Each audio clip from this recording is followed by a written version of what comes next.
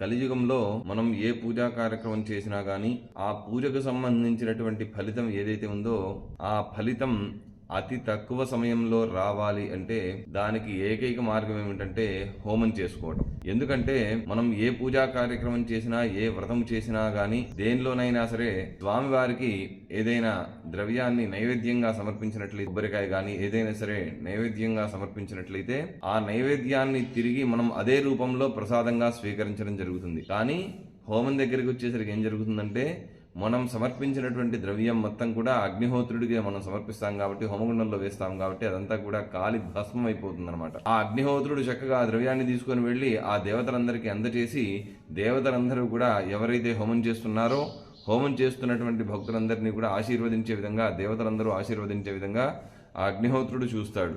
కాబట్టి కలియుగంలో అతి తక్కువ సమయంలో ఎక్కువగా ఫలితం రావాలి అంటే హోమం చేసుకోవటం.